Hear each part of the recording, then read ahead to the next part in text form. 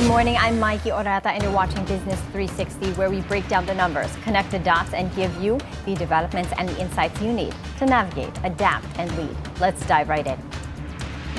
Philippine bank loans in foreign currency dropped to $15.78 billion in the first quarter, a 6-month low, even as FX deposits rise.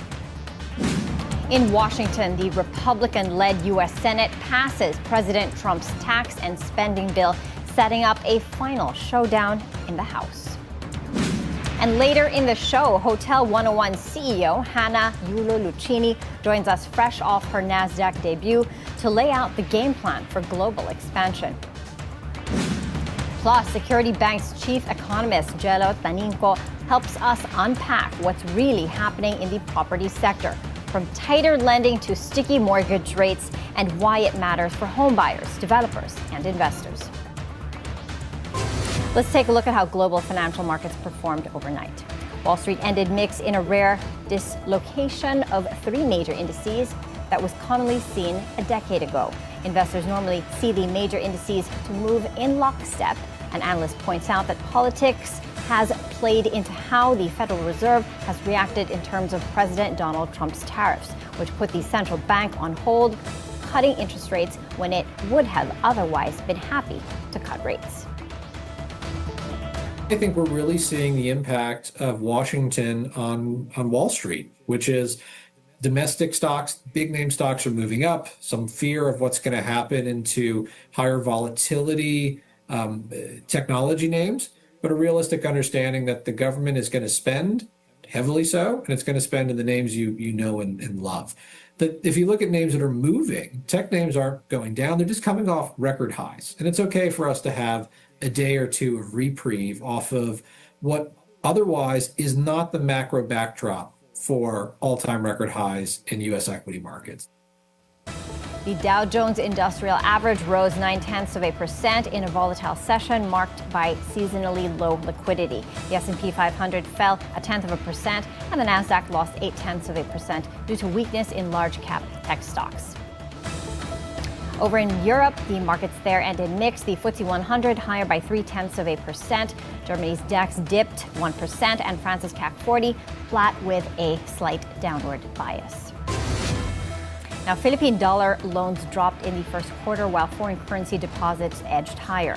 Bangko Sentral data shows foreign-denominated bank loans shrank to $15.78 billion, down from $16.1 billion a year ago.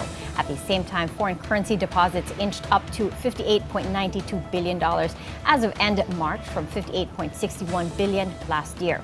It's a small shift, but it suggests Filipinos are borrowing less in dollars and stashing more of them, likely to hedge against peso volatility or to fund future imports. For Philippine businesses, it signals caution and a possible turn toward more peso-based financing. Now, here's a positive signal from the real economy. Factory activity is picking up. The Philippine manufacturing PMI rose to 50.7 in June, up from 50.1 in May, according to S&P Global. That marks the 3rd straight month of expansion after a weak March reading of 49.4. Production rebounded, and new orders were stronger, suggesting a modest improvement in demand. Remember, a PMI above 50 means conditions are improving from the previous month, while below 50 signals contraction.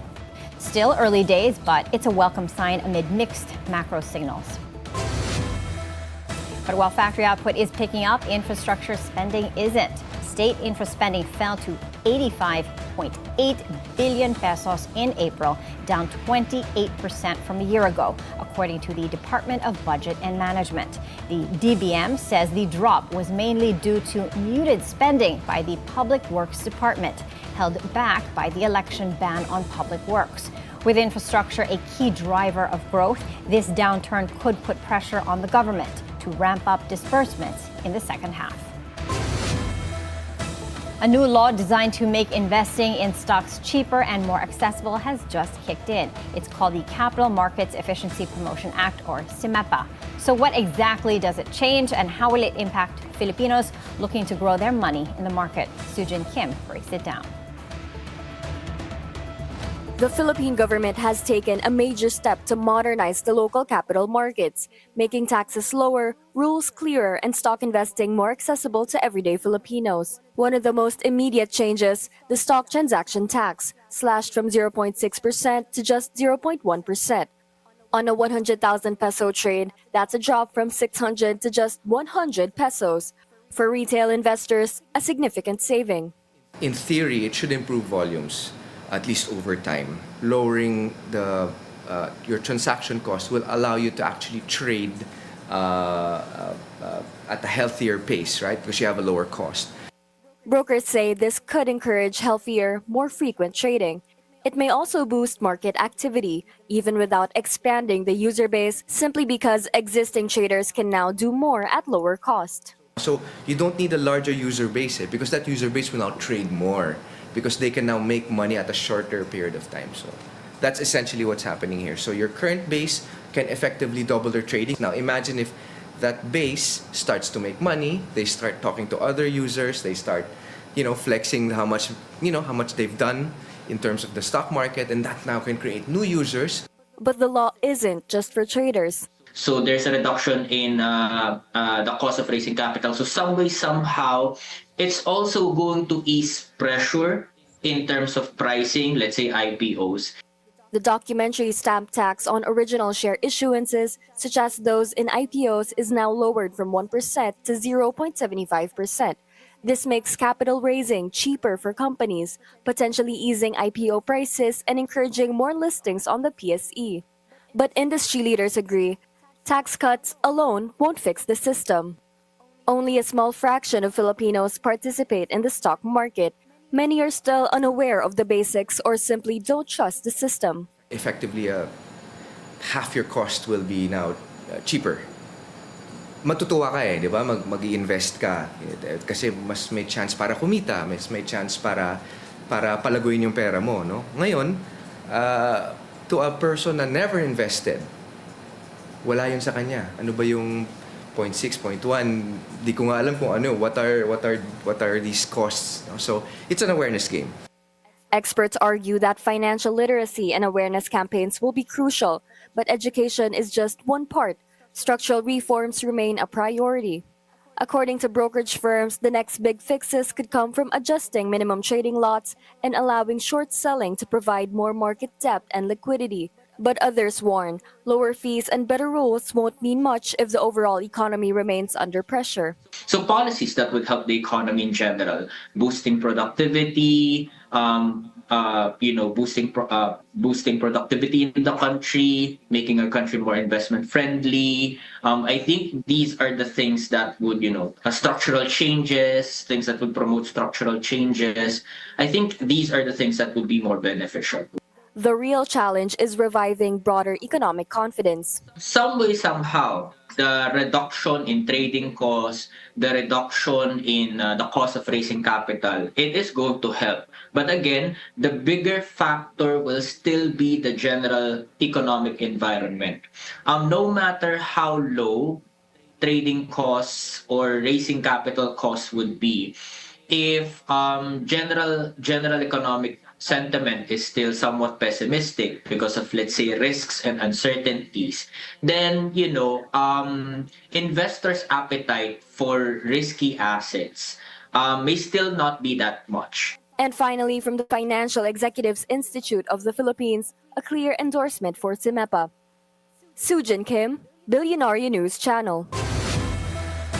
If you're thinking of buying a home, you've probably noticed that mortgage rates haven't budged much, and banks aren't exactly rushing to lend either. Philippine banks have actually cut their property exposure to a 6-year low, just 19.41% of total loans as of March, even with 3 trillion pesos in real estate credit still in the books. The Bangko Sentral also reports an uptick in non-performing loans, now at 111 billion pesos, with the biggest strain coming from mid and low-cost housing.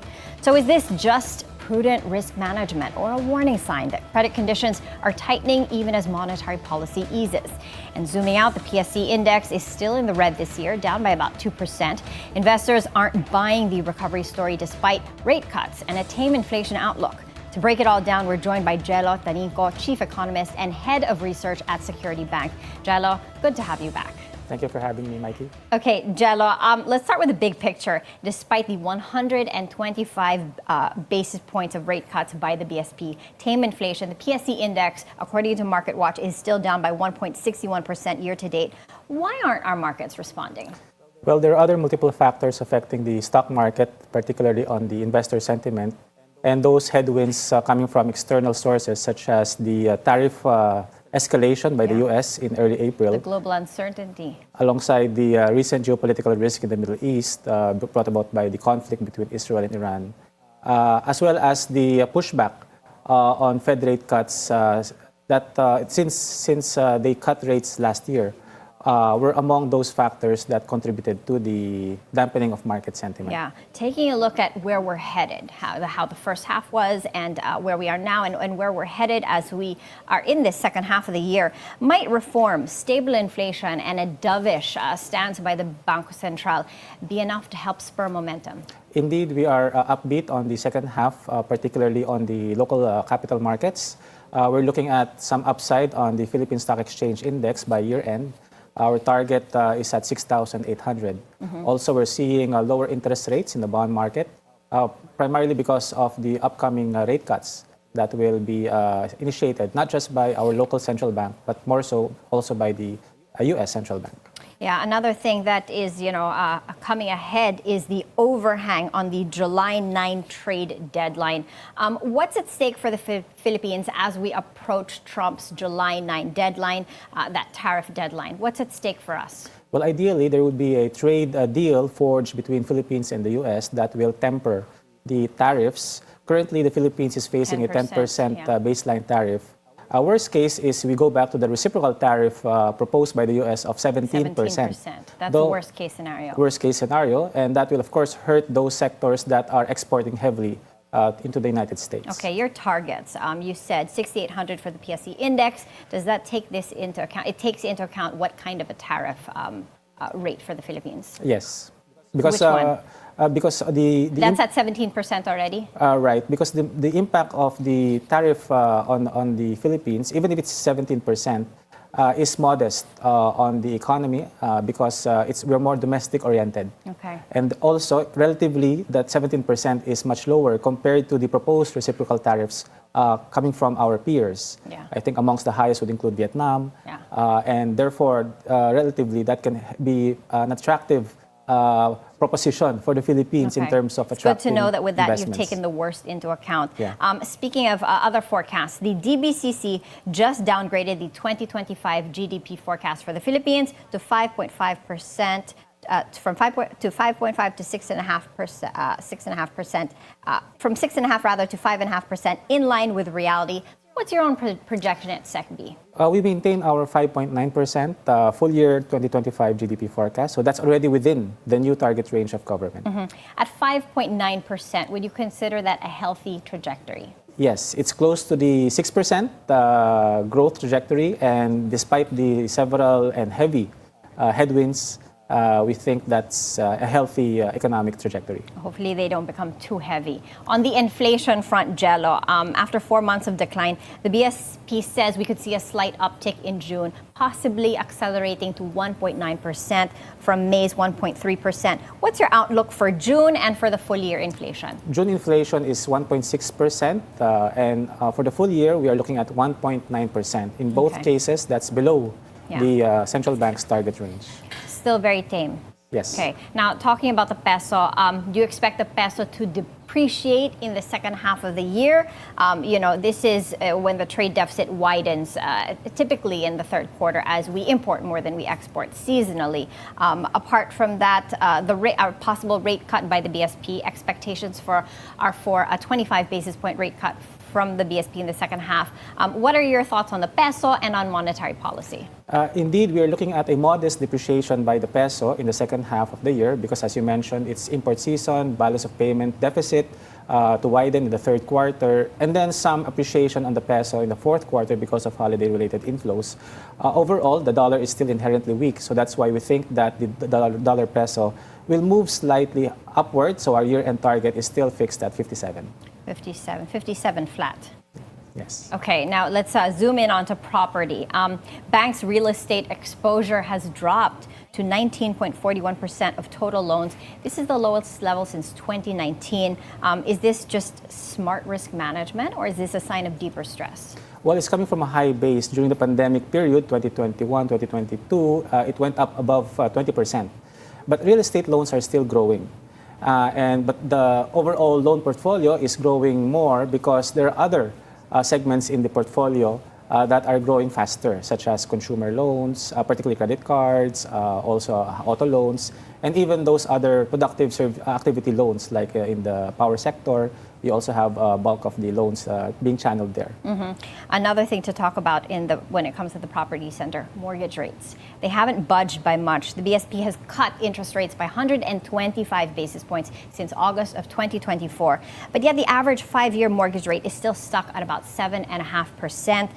Why isn't the easing cycle translating to better deals for borrowers? Well, mortgage rates also fall, but it's not as deep compared to policy rates because one, you have the contractual obligation between the bank and the borrower.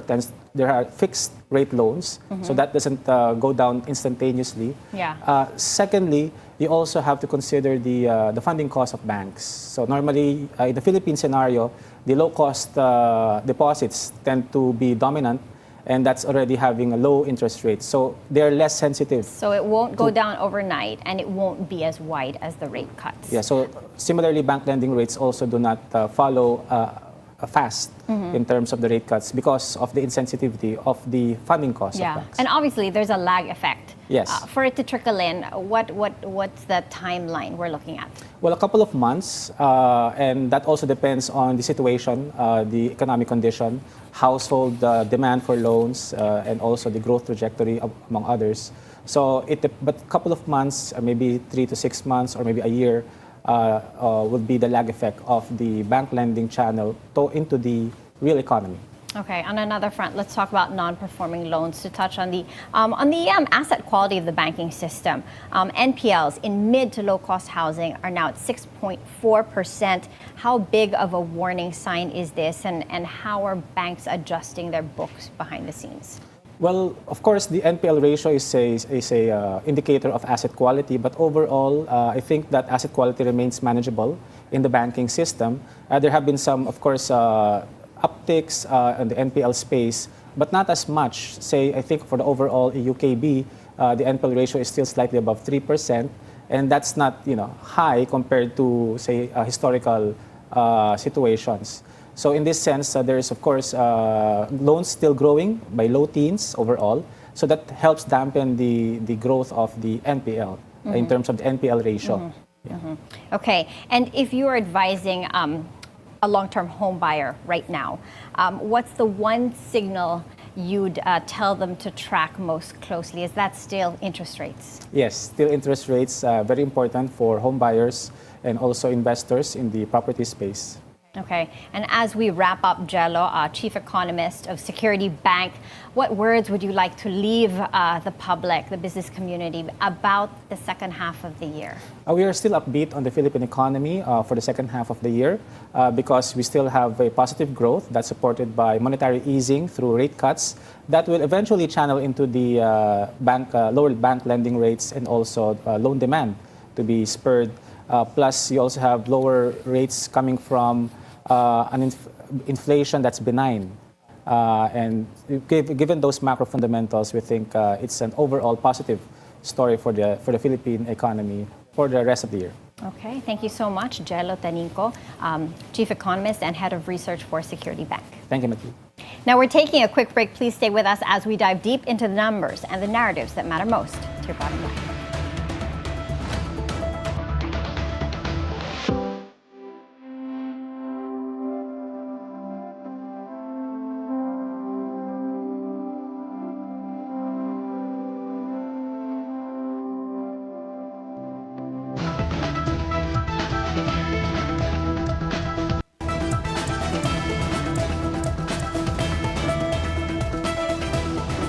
Let's check on how Asian markets are doing this Wednesday morning. We're seeing a mixed picture. The Nikkei 225 is in the red by 1%. Hong Kong's Hang Seng Index is higher by 0.6%.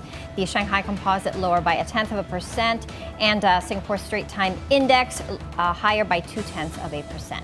Here at home, Philippine shares extended their winning streak yesterday, with the PSEI closing at its highest level in over a month, driven by capital market reforms, stronger manufacturing data, and a subdued inflation outlook. The main gauge rose 0.9% to 64.24, its best finish since May 28th, as investors welcomed the implementation of new measures under the Capital Markets Efficiency Promotion Act, which lowered trading costs to boost market participation. Analysts say the reforms could spur broader participation from local and foreign investors, with net inflows hitting nearly 970 million pesos on the day. Now, sentiment was also supported by a pickup in manufacturing, with the June PMI rising to 50.7 and a subdued inflation outlook. Bangko Sentral expects June inflation to accelerate slightly to 1.9%, still well below its 2 to 4% target, giving it room to consider a third rate cut this year.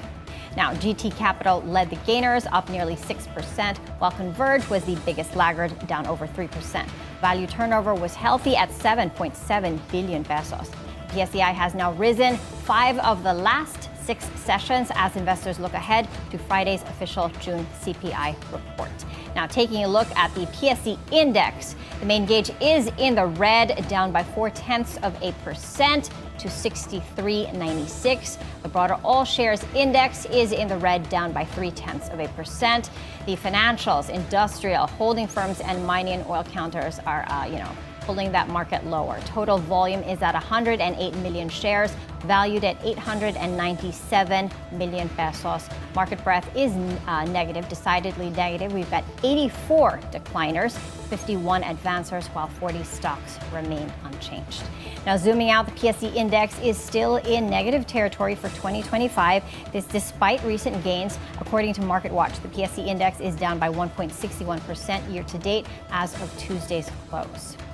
Now, taking a look at the market's top performers as of July 1st. Our top performers for the PSE index include the LT Group, which is up by 21.71%, Pure Gold up 16.53%, Converge up 16.48%, URC up 12.99%, Bloomberry up by 10.92%, Morocco higher by 10.7%, A-REIT up higher by 8.56%, ICTSI higher by 8.5%, BPI up by 7%, Ayala Land higher by 6.5%. Now, of course, we've got to take a look at the worst performers as of July 1st as well.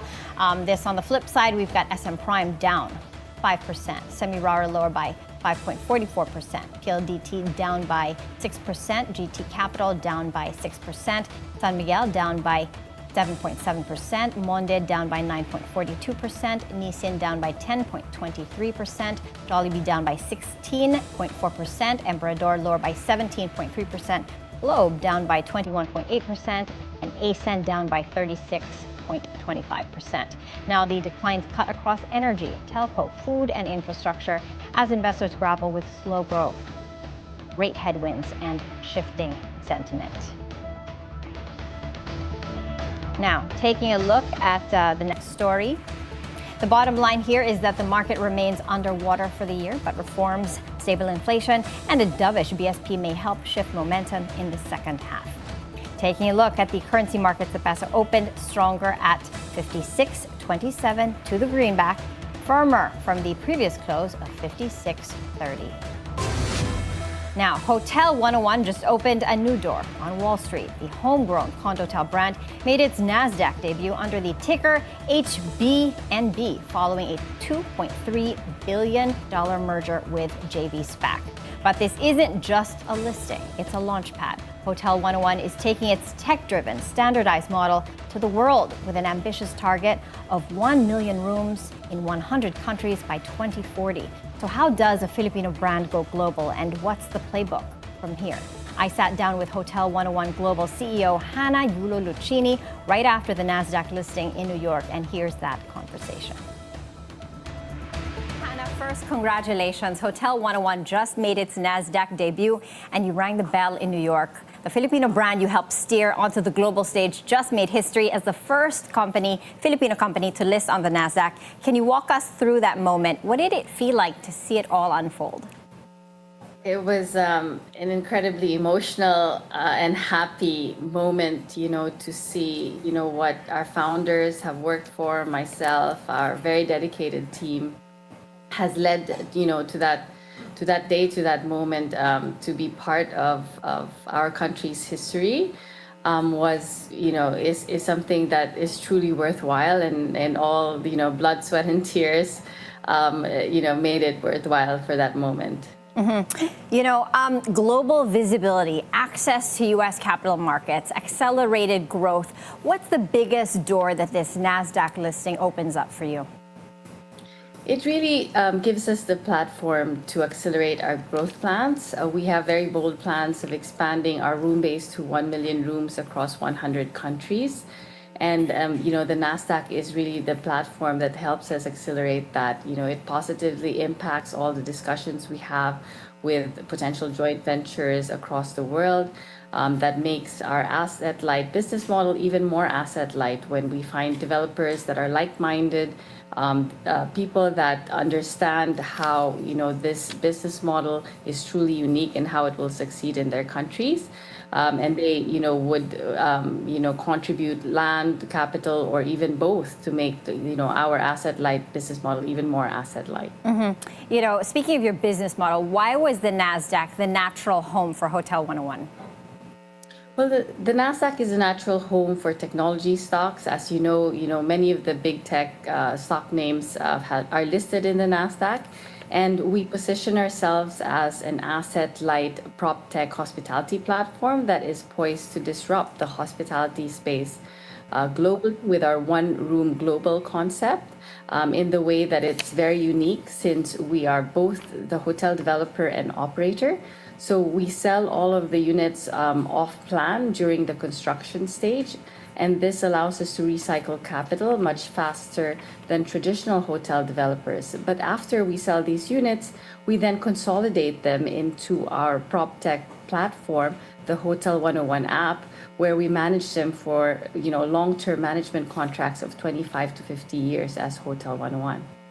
You're banking on the global hotel room. Same everything, same room type, same layout, same price, everywhere in the world. Where did that vision for radical uniformity come about? Well, it's really, when you assess the global hospitality space, there is no one standard hotel room. It's an opportunity and it's a gap in the market that we want to fill as rapidly as we can with our one-room global hotel concept. But the fact that we have one type of room brings unbeatable efficiency, and we build our hotels to scale. We typically build 500-room hotels, which is 5 times larger than your typical budget hotel. What this does is allows us to give more amenities to our guests that you won't typically find in a budget hotel: a pool, all-day dining, gym, business center. We have 4-star amenities at budget hotel prices.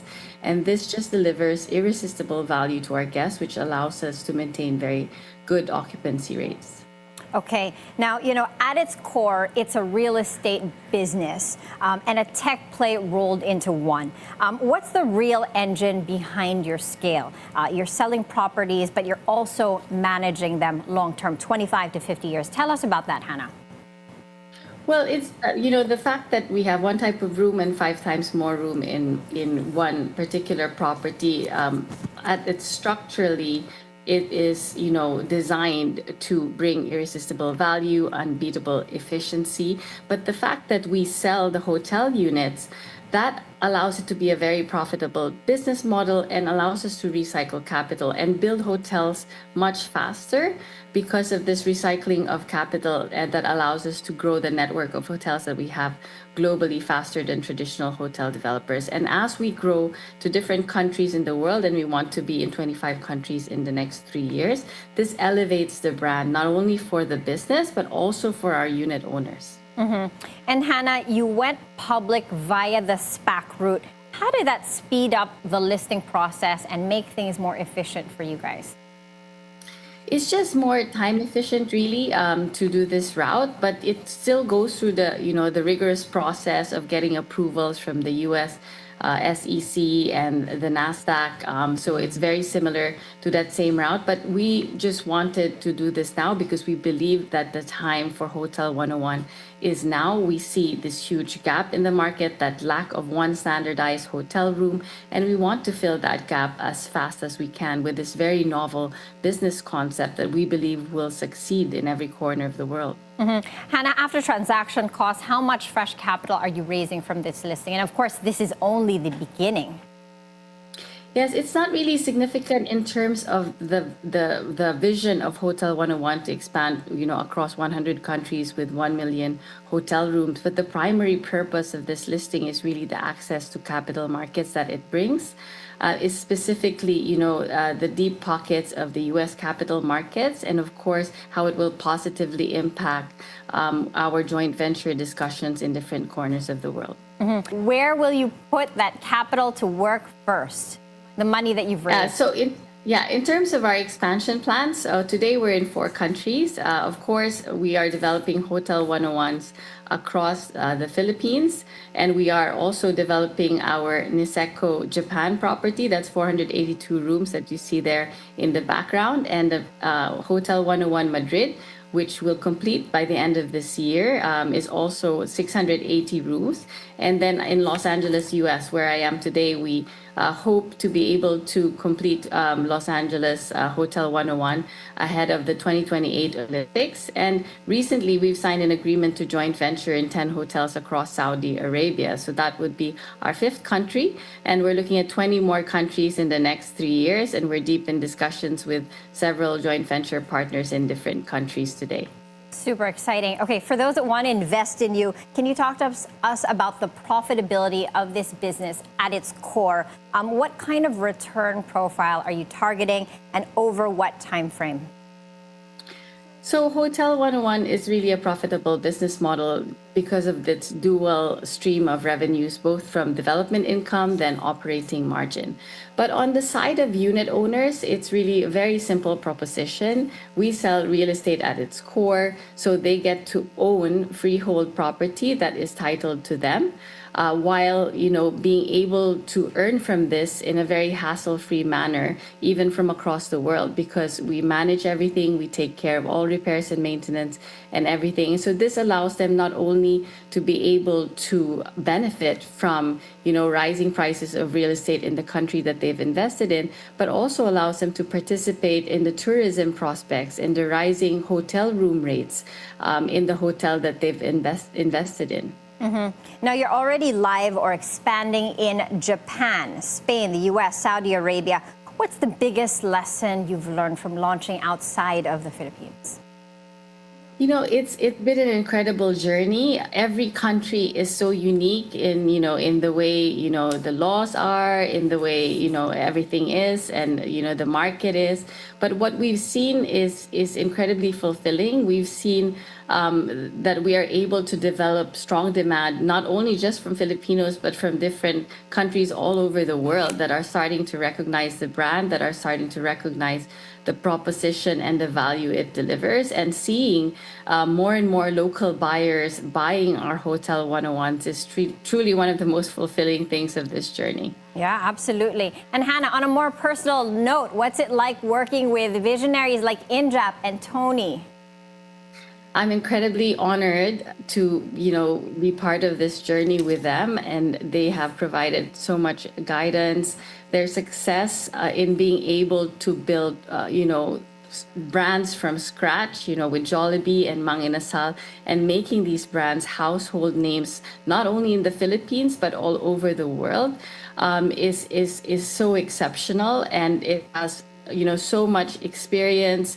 And they're guiding us, all throughout the way. They're really the heartbeat of the vision, and they are so passionate about Hotel 101, and it's incredible to have this type of support from such, brilliant visionaries. And with your global ambitions, how are you building that leadership bench? What kind of talent does Hotel 101 need next? I mean, you've already listed. Now it's time to buckle down to work.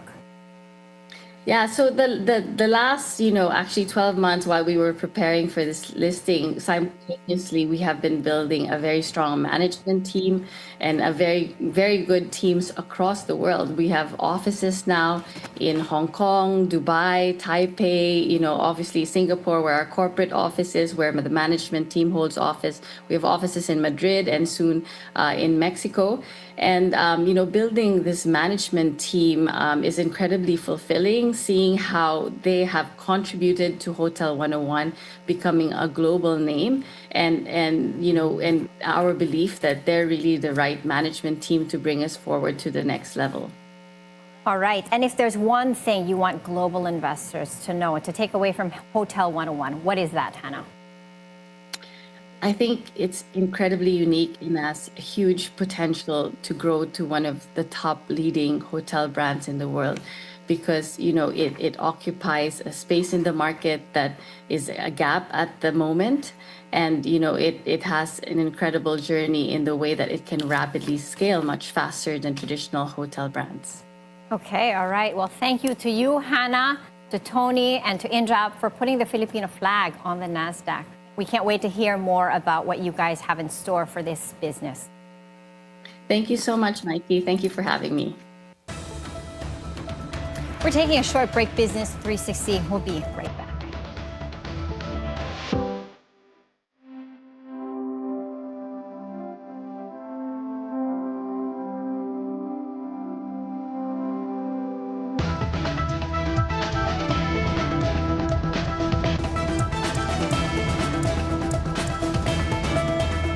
Welcome back. When most cars reach the end of the line, they're left to rust in a junkyard.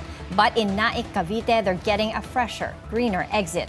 Toyota Motor Philippines and Standard Insurance have opened a vehicle dismantling facility where old, damaged cars are broken down safely and sustainably, piece by piece and with the environment in mind. Our mobility correspondent, G. Baroga, takes us there. Circular economy.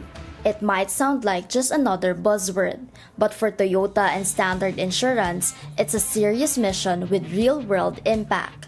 The Bilyonaryo-led companies team up and showcase the country's second end-of-life vehicle facility, basically a hospital turned hospice for damaged cars, where every part is given a second chance instead of ending up in a landfill. And behind this green push is Bilyonaryo and Standard Insurance Group Chairman Ernesto Etchaus, who's not just the big boss but also acting as the pollution control officer on site. Here at an ELV or end-of-life vehicle facility in Naik, Cavite, old and total wreck cars are not just being thrown away. They are dismantled, harmful fluids are removed, and parts are recycled. And all of this is part of protecting the environment. Right now, most of the cars that roll in are still gas or diesel powered, but hybrids are also starting to show up at the plant too. We're able to repair the hybrid vehicles. So it's not difficult to repair, but it could be in a situation by which it's non-repairable, then we have to recycle them. So the most important thing is how do we dispose of the batteries. Batteries, especially the big high-voltage ones in EVs, are a tricky puzzle. Unlike regular ones, EV batteries don't have standard disposal points yet in the Philippines. And that's where Toyota brings in its global expertise. We provide some technical guidance wherein we share best practices from the different global dismantlers. We check to ensure that they're compliant in terms of environmental, operational, as well as safety standard. One of the most in-demand parts is the engine. Standard Insurance is now the biggest seller of second-hand engines in the country. A lot of buyers, bulk buyers come to us. They buy in bulk and then in turn they distribute it in different areas, not only in Banaue but in other major provinces like in Mindanao, in the Visayas, or even in Central Luzon. That also holds true for body panels like door panels and so on. Even metal and plastic parts get sent to recyclers.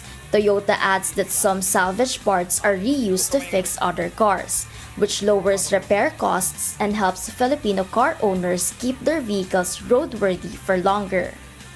We are professionalizing how we dismantle the vehicles, ensuring that everyone is safe, not only the one dismantling, but also the people around, and ensuring that all parts, whatever it is, will be in accordance with how we protect the environment. This initiative is part of Toyota's Global Environmental Challenge 2050, part of which aims to create a recycling-based society across the world. The Naik plant is one of 100 ELV centers Toyota is building globally. Here in the Philippines, this is the second, with the first facility already up and running in Mexico, Pampanga. Your car may have reached its end of life, but it doesn't mean it's now useless, because in this partnership, the end of the road is no longer the end of the line. For BNC Mobility, G. Baroga. Over in North America, the Republican-controlled U.S. Senate just passed President Donald Trump's massive tax and spending package, a move that could reshape America's fiscal priorities and send shockwaves through markets globally. The vote was split 50-50, with Vice President J.D. Vance casting the tiebreaker after hours of bipartisan debate. Republicans defended the bill's trillion-dollar price tag, calling it a bet on growth, while Democrats warned it could strain healthcare and deepen inequality. The final text remains under wraps, sparking questions about what concessions were made to push it through. Senate Republicans betrayed the American people and covered this chamber in shame. In one fell swoop, Republicans passed the biggest tax breaks for billionaires ever seen, paid for by ripping health care away from millions of Americans, taking food out of the mouth of hungry kids. This is not a big, beautiful bill at all. That is why I moved on the floor to strike the title. It is now called the Act, but it is really a big, ugly betrayal. The bill now heads back to the House for final approval, with Trump pushing to sign it into law by July 4th. For Philippine exporters, investors, and policymakers, this could signal shifts in U.S. spending, demand, and interest rates that ripple across emerging markets. We'll be tracking the final details closely. On another front, U.S. President Donald Trump says Israel has agreed to the terms of a 60-day ceasefire in Gaza, raising hopes for a pause in the region's deadliest conflict in decades. Trump announced on his social media that his envoys held marathon talks with Israeli officials.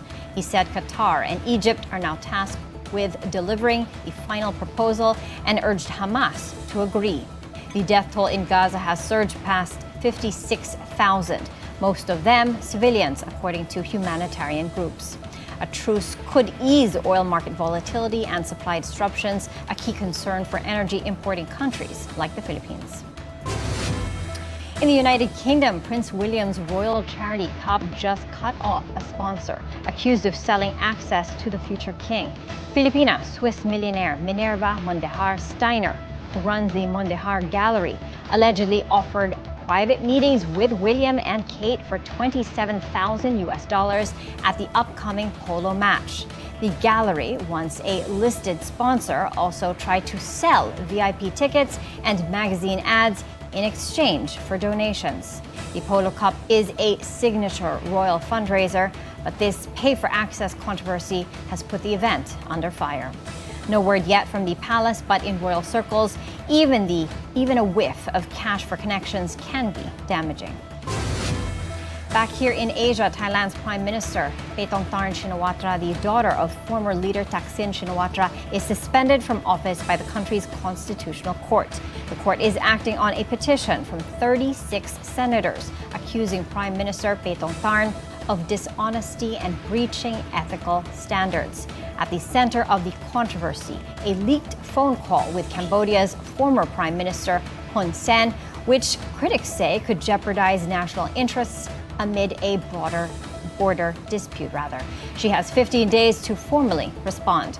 For now, she stays in the cabinet, reassigned as culture minister, while a deputy prime minister takes over in a caretaker role.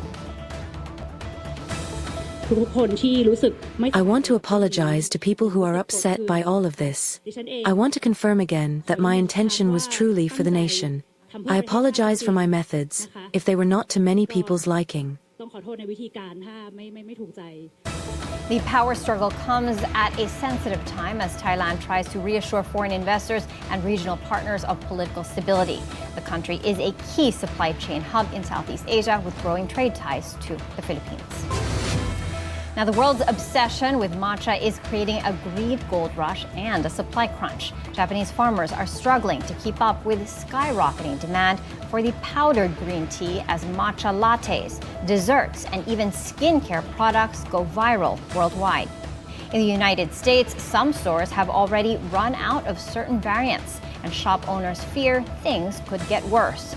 President Trump's new tariffs on Japanese goods may push prices even higher, affecting cafes and exporters across the globe.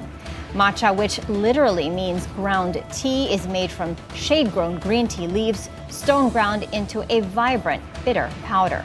But there's a silver lining. The matcha boom is reviving Japan's tea farms and keeping centuries-old traditions alive.